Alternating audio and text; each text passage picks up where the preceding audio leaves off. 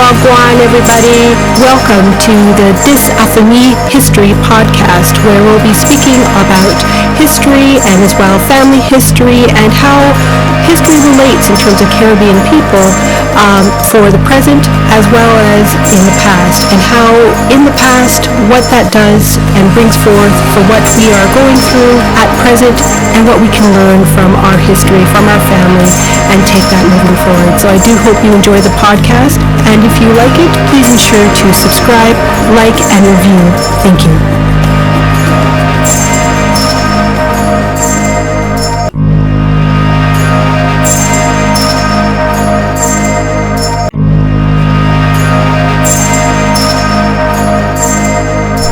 I want to thank you so much, Verona, for coming on to the podcast today to talk about Anansi, the Trickster.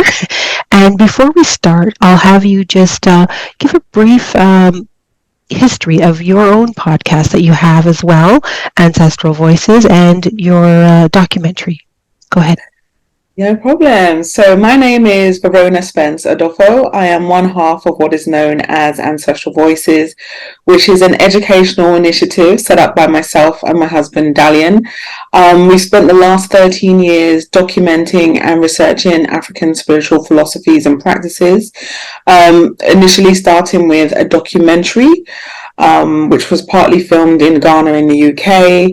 Then we went on to create a sequel that was much more larger in scope, which involved filming in places such as Haiti, Brazil. And so now we've kind of expanded from doing documentary works to books, courses, interviews with people across the globe. And ultimately, it's just a platform designed to enable people to kind of reconnect to this wisdom and have somewhere they can go where they can meet like minds and join in conversations and discussions so we can all learn and grow together. Oh, no, thank you. That's really great. And I'll make sure that those are in the show notes as well. So if people want to look into that, they can, and it's the links will be available, okay? Can you just provide us just a brief overview of Anansi and his significance in African folklore? Yeah, so Anansi is a very well-known African folktale character originating in West Africa, specifically amongst the Akan people of Ghana. And those stories were carried over to America and the Caribbean through enslaved Africans, where they continued their cultural legacy of telling oral stories.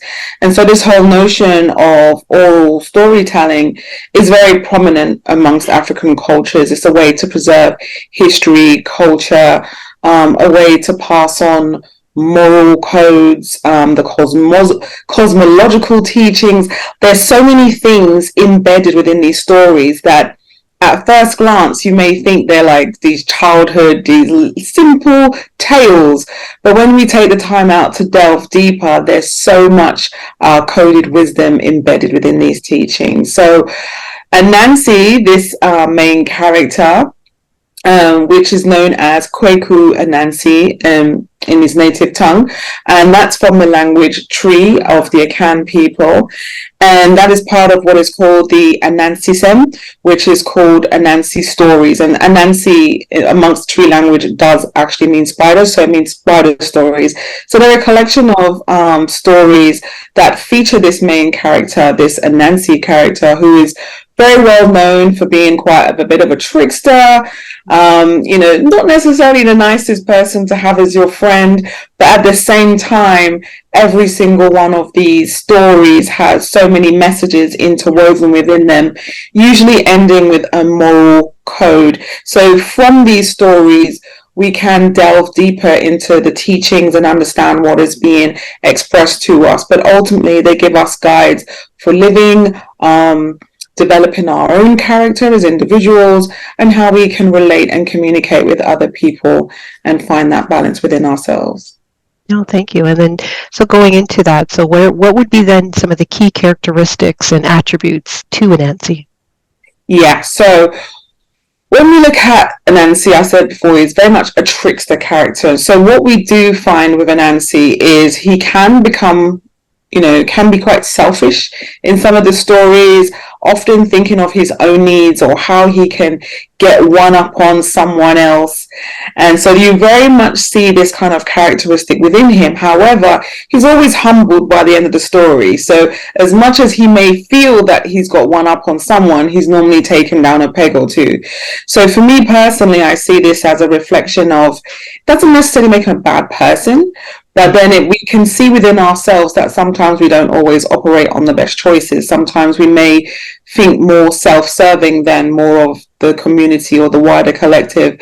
So I think Anansi gives us that opportunity, well, within his stories anyway, to reflect on ourselves and our own behaviors and how sometimes we may not always do the right thing. So Anansi in himself, I wouldn't say he's necessarily a bad person, but somebody where we can see the duality. So there's many different attributes of Anansi.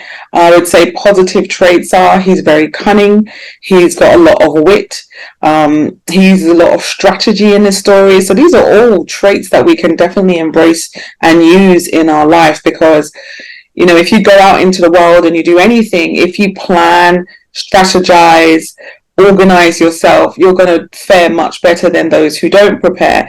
Equally though, as I said, we can get some of the selfish traits that he exhibits, where he's a bit callous at times and ruthless. So for me, I think we kind of see that duality that exists within ourselves also, and just kind of teaches us to have a bit more internal reflection on how we carry ourselves. Yes, absolutely. And as you said before, you know, Anansi is often portrayed as the trickster. What would be some of the more well-known or memorable tricks or pranks that Anansi has played in some of these stories? Yeah, so one of the stories is, as I mentioned, he can be quite selfish. So there was one story where he was invited. Well, first of all, his friend, the turtle, came to his house, and Anansi had just finished preparing his meal. And Anansi, being very self-centered, was like, oh man, someone's at the door. And his friend was like, oh, I can smell that you've just cooked food. Can I come in? So begrudgingly, he lets his friend, the turtle, into the house. And then the turtle says, okay, cool. Can you dish me some food?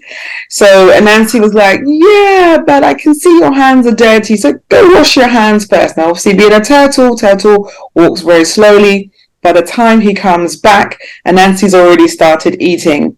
Then Anansi goes and tells the turtle, oh yeah, you still got some mess on your hands, you know, go wash it again. And so by the time the turtle returns, there's just like a little small smidgen of food left. So that's showing Anansi's, you know, selfish traits. But the story goes on to show that the story is flipped in reverse, where the turtle then invites Anansi round for lunch one day where he lives. So he's a turtle, he lives by the water, so he's actually in the water. He invites Anansi in, but Anansi, because he's a spider and so light, he couldn't physically get down into the water to get to eat the food. So then Anansi thinks, how can I get down there? So here we go with the strategy again. Yeah. So then he literally puts stones in his pockets to weigh himself down so he can get into the turtle's house so he can actually eat the lunch. So he finally does it, so happy, he's like, yes, I'm finally going to eat the food. And then as he goes to sit down, the turtle says, oh, in my custom, you know, you have to take off your jacket when you sit down to eat.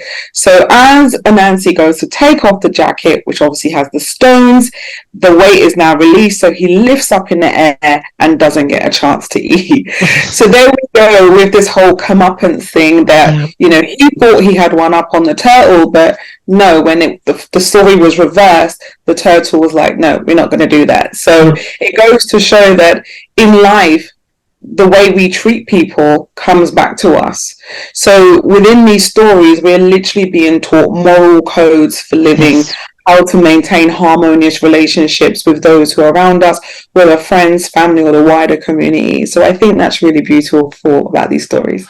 Yeah, absolutely. And it kind of goes into, you know, again, with the trickster figure, it serves as both just a hero and contrary tales. And how does Anansi balance these roles, and what lessons can be learned from these types of stories? Yeah, so the lessons to me are very much about acknowledging that there's not right and wrong as such. It's about finding your own particular balance. And I think this is very key about the trickster. And then I wrote an article before which was called Anansi Teacher or Trickster, and I think it's very key to note that the teacher character is very much the trickster. Is that what can we learn from them? And what is often found in African cosmologies is this idea in the folktales, especially, of this trickster character, which often represents the duality between the balance of the physical and spiritual realm.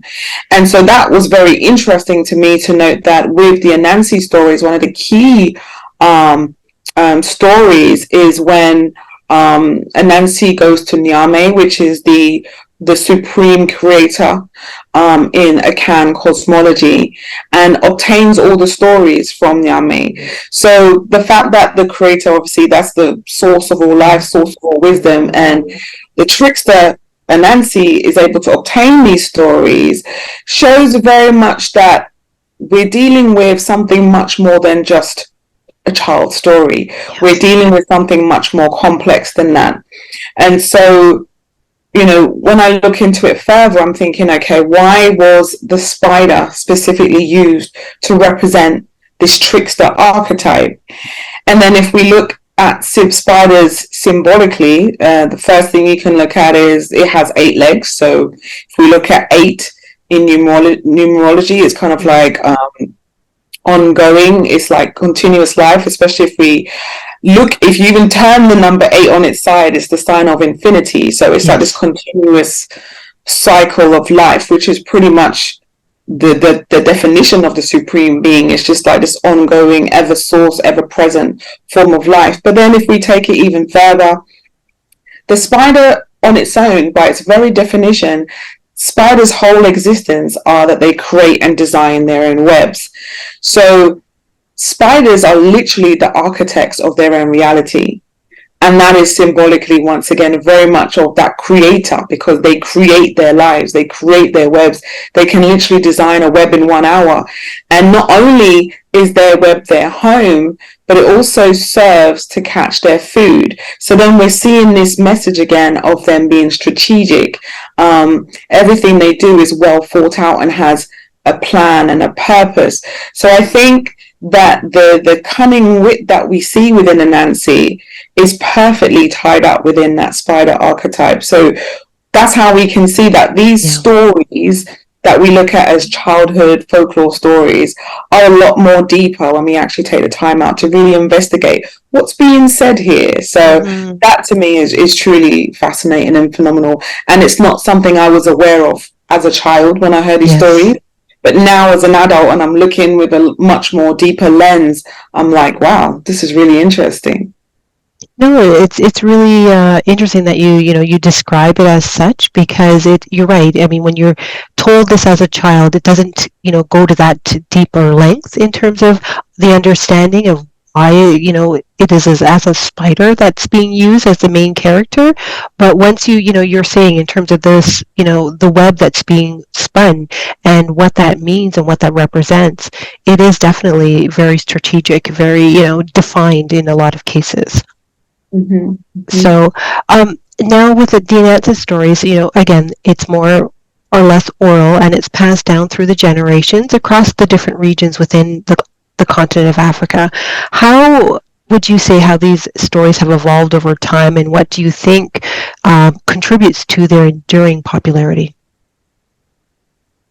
Yeah, I think what makes these stories what makes these stories, I think, last the test of time is the fact that the messages within them still never changed. Mm-hmm. Our relationships with others is always going to be a primary aspect within ourselves. So I think at core, the messages are always going to be applicable. And what I think has been quite amazing with Anansi Stories is it's gone from like oral folktale to theatre productions, animations, comic books, and in 2017, we had Mr. Nancy in the American Gods series that was shown on Amazon Prime. And so that catapulted it back into the kind of mainstream consciousness again. And what was amazing about that is it kind of stayed true to its core about having certain powerful messages within the storyline. So I think the fact that we can keep reimagining this Anansi character in different forms for different generations show that at its core there's something in the stories that kind of reconnect us to something a lot more ancient. And so when we hear it, we're very aware of its cultural heritage. It makes us want to look back and kind of realize, okay, this is a story that's traveled from one region of the world to many others, and there's a history that is in like part of that story within itself. So it kind of connects us on a global level, which I think is very, very powerful, and kind of reminds us of source and this kind of cultural lineage that has gone on over time. So I think that in itself always makes this relevant and always keeps it very powerful. Absolutely. And, with the tradition of storytelling as being an essential part of African culture, how have Anansi stories contributed to the preservation and communication of cultural knowledge and values? Yeah, so I would say that within it, because even for me personally, just even studying Anansi on a deeper level, it's made me realize so much. So you can already see the kind of footprint movement of a people around the globe, and then the history that follows that within enslaved Africans. So there's a story there, but also within the teachings of the stories, we're learning the cosmologies, we're learning moral codes for living, we're learning about animals and their symbolism. So we're learning to observe nature, which is a massive part of African cosmologies anyway. So it's a whole corpus of learning within itself. And so by teaching our children, and to be honest, these stories are timeless and ageless. No matter what age you are, you can still appreciate these stories. I think that it allows us to have a knowledge base to work from. But I think on more a spiritual level, just even hearing these stories, it awakens something within us because it taps into something that's already familiar, even if we're consciously aware of it or not. So I think by hearing these stories, it's like this kind of ancestral connection that is awakened by this continuous knowledge that has been passed on. Mm-hmm, absolutely. And, with the Anansi stories often being told orally, and I know you've mentioned as to some of the changes over time, how important is the oral tradition in preserving and sharing these tales during these current times? Yeah, so current times. Okay, so I'll talk about historically and current. So historically, the concept of oral storytelling was huge. And the main point of oral storytelling, because now we often rely on books and things like that, but the whole point of speaking orally is, it's number one, is speaking life into what you're bringing forward. So it's about using the power of the voice, the energy that is carried by speaking the names of these people, speaking the name of those who have come before us, speaking the name of our culture, our history, and all of these symbolic references. That keeps it alive. Yeah. And so what we have to realize is that storytelling in itself is not just simply telling stories. It's actually a ritual act. It's very much about bringing those memories to life, bringing them to the present day. So when you speak about why it's relevant now because it allows us to tap into that.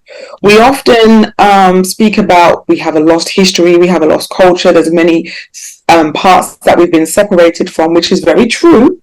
However, in this present time, in this moment, we can carry those stories forward. We can bring life to those successes, the stories of those who have come before us, to enable that wisdom and knowledge to be accessible now.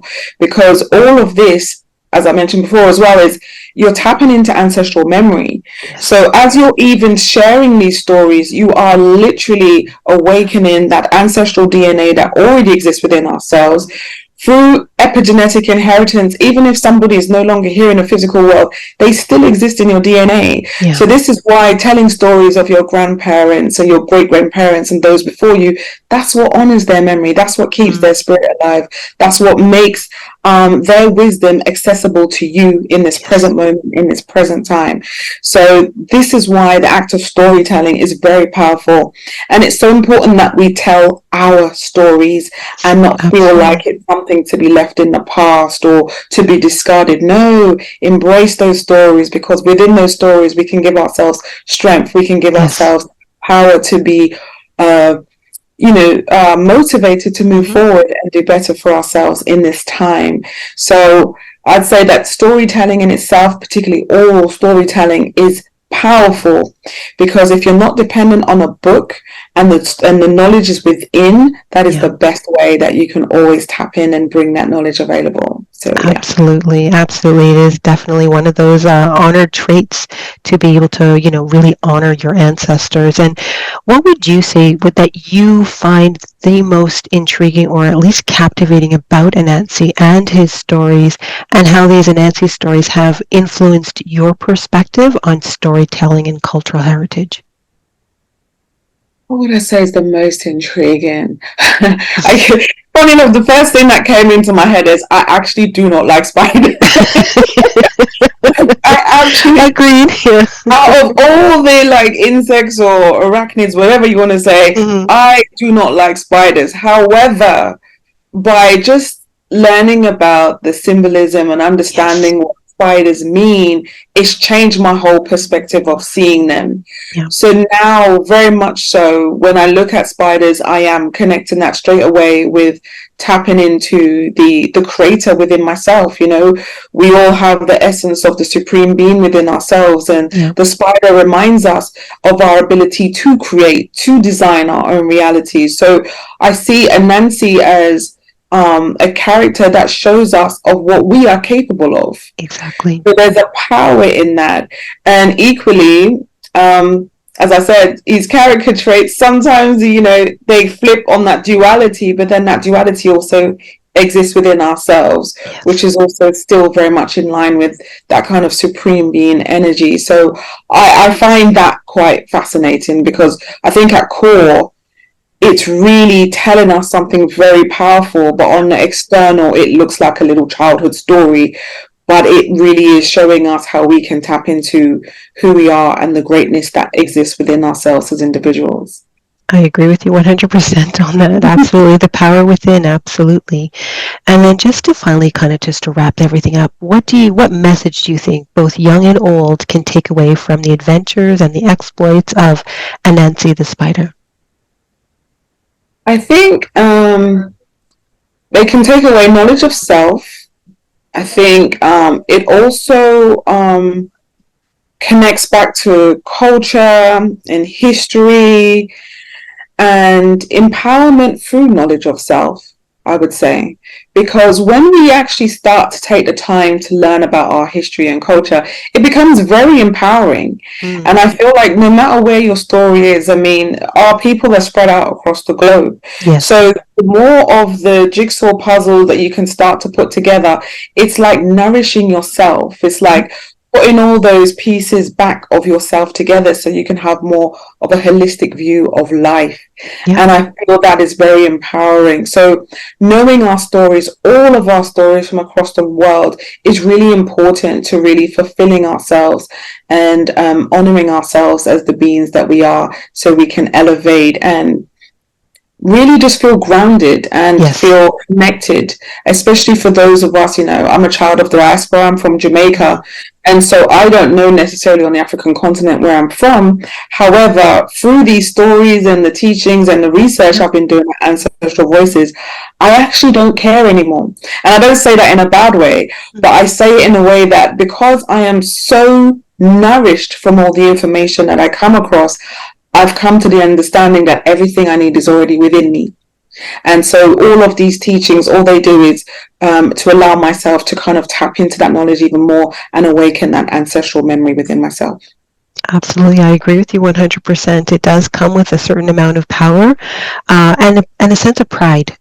Yes. because you know exactly, and it's not the narrative of you don't have history, you don't have a past. You do have a past and you do have a history, because these are stories that are told not only by our mothers, but our grandmothers and our great-grandmothers, that have been passed down from generation to generation, and that's how we connect. So I'm so glad that you said that. That's, fantastic, because honestly, we really need to recognize that and to know that and to have a sense of pride.